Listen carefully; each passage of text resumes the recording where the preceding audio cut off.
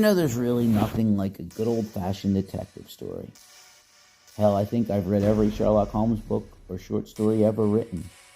Now, next to Holmes, the most famous literary detective is probably Hercule Poirot. Created in 1920 by Agatha Christie, he has appeared in 33 novels, 2 plays, and 51 short stories published between 1920 and 1975, and has been portrayed by no less than 19 men in various films and television series since 1931. Now, he has most recently been played by one of my favorite British actors, Kenneth Branagh. Starting in 2017 with Murder on the Orient Express. Now, this movie was a surprise hit, making $352 million worldwide. And I thought Branagh, who also directed it, was brilliant as Poirot.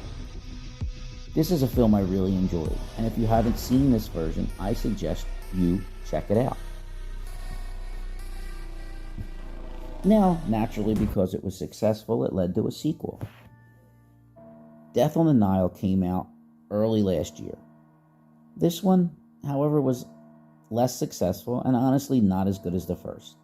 Now, despite a fine performance again by Branagh, this one made only a third of the money. So I was a bit surprised when I heard that there would be a third film in this series, A Haunting in Venice. Released this past weekend, we once again have Branagh playing Poirot as well as directing the film. Now, this is based on Agatha Christie's 1969 novel, Halloween Party, and has a large ensemble cast, featuring Tina Fey from SNL fame, Camille Cotton from Killing Eve, Michelle Yeoh, last year's Best Actress winner for Everything Everywhere All at Once, Kelly Riley from Yellowstone, just to name a few. So what about this? Is it great like the first one, or a bit of a letdown like the second? Well, let's discuss the plot before we answer that.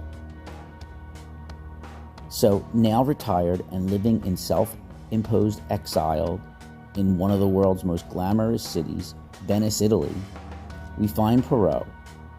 He has lost his faith in God and humanity.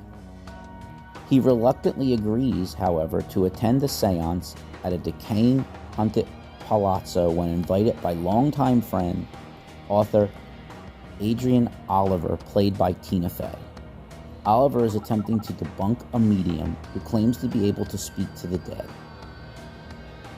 The medium, Joyce Reynolds, played by Michelle Yeoh, claims to be able to talk to the deceased daughter of Rowena Drake, the owner of the palazzo, played by Kelly Riley. He soon gets thrust into a sinister world of shadows and secrets when one of the guests is murdered at the seance. So, you got your standard detective story going.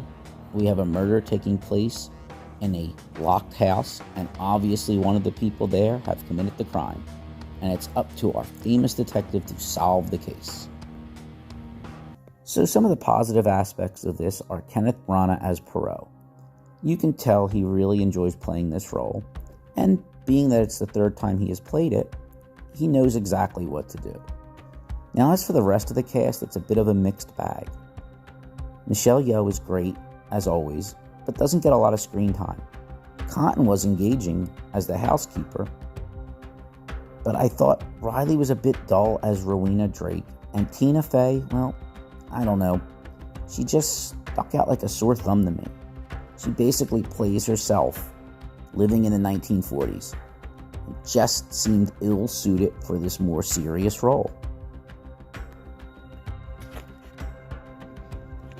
So, I'm sad to report that this is a bit of a snoozer. It's a plodding, slow affair that looks like it was designed for streaming services. I just never felt engaged by this film. And with the amount of jump scares and a jarring soundtrack, it just tries too hard to be a horror film at times. It's very atmospheric, but also a bit anemic and a bit low on suspense, thrills, and intrigue. And it's a real shame because I love this character and I love Branagh playing him. And I think he's a pretty good director as well. And while it's not a bad film, it's also not a really good one. If you liked the first two, you may like this one. But if you didn't, then you should probably avoid this. And if you haven't seen any and were thinking about jumping into this series, do not do it with this one. Go back and watch Murder on the Orient Express. It's a much better film. So while there are good things about this movie, like some of the performances I mentioned, the cinematography of Venice, and the scary and claustrophobic Palazzo, it never really draws you in, and it does a poor job of balancing its murder mystery aspect with its horror aspect. It's not terrible, it's just a bit boring. And these two competing genres of the cozy mystery and the gothic horror, they just end up working against each other. To sum it up, it's just not very fun. Well, that's it for me this week. Tune in again next week, where I will regale you with my thoughts on, well, whatever TV show or movie I decide to watch. So, please like, share, or subscribe. And share this video with a friend, especially if you liked it. But if you didn't like it, well, share it with an enemy, because a hate watch is still a watch in my book. And as always, thank you for giving me your valuable time, and I'll see you next week. Take care.